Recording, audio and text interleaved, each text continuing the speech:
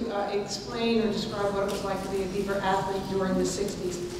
I thought I'd give you a little historical background so that you can kind of get back into that time in history. John F. Kennedy was shot in 1963. That was my sophomore year. The Vietnam War was raging while I was in school, and we put the first man on the moon in 1969. So for some of you that are my age or whatever, now we're back into the 60s. In the 60s, Beaver was an all-girls school. We had an enrollment of under 800 students. So you can tell that you have really improved. My class, the class of 66, ladies back there, the class of 66, we were the first class to attend Beaver all 4 years on this campus. Before then, they had a little bus that you had to get on and ride back and forth to go to the Jenkins campus. No championships. A smaller game schedule, as Barb mentioned, like 7 games or 8 or 9 or whatever. We had no athletic website, which is really neat now for me. When I'm home in Maryland, I kind of hook on and see what the teams are doing. We had no statistics kept, except for a number of goals or points that someone had scored. Heck, sometimes we even mowed the field ourselves. And Mickey DeBase, you've heard Mickey mention, Mickey's father built us benches so we had some place to sit. So, interesting. The only gym we had was up in Murphy, which it used to be a stable. So it was very small and it had a low ceiling, so that the basketball team couldn't play there, so they had to go over to Cheltenham High School and play there.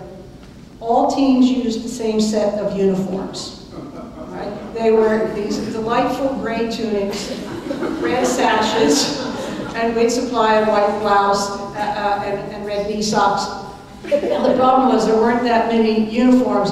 So, and you know, athletes come in all heights and weights and so forth, so those hems went up and down and up and down. And what I was thinking about, I kind of felt like it was, when you cut down a tree, you see the concentric circles to see how old, you know, the tree is. I kind of felt if you looked at our tunics, you could tell how old they were, just by looking at all those hemlines.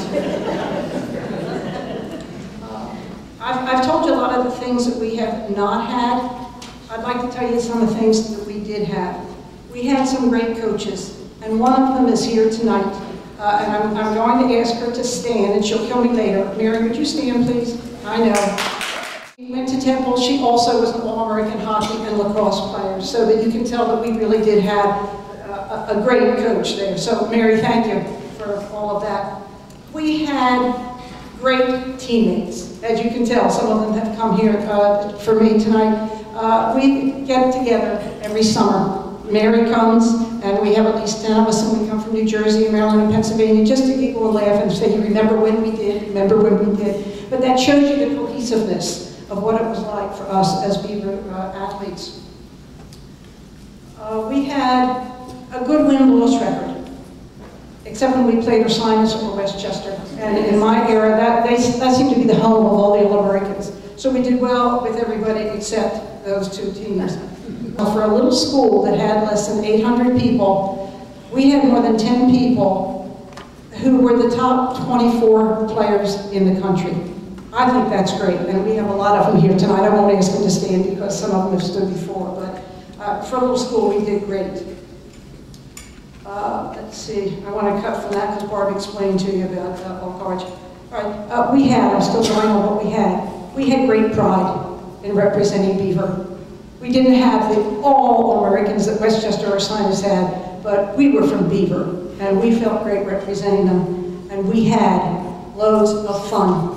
Now, Jan said I shouldn't tell too many stories, and I wasn't going to, but my brother told me that I had to tell this one when I told him.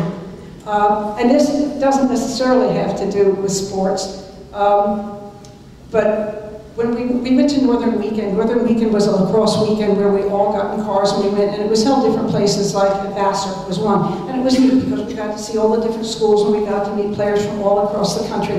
Well, this one year we met at the castle, and we all put our suitcases down on the steps of the castle, and then the cars drove up and we loaded all the suitcases, and off we went to Vassar. And when we got there, we had one suitcase that nobody claimed. And we opened it, and here we had taken a suitcase accidentally from a girl who was going to go to a Lehigh dance and spend the weekend. So we laughed and laughed and thought that was hysterical. And then we thought, oh, we were terrible, that poor girl. Everything packed. But we had a really good time. And being an athlete in the 60s was just absolutely wonderful. I do have one regret, though, and that is that I'm not young enough to do it all over again.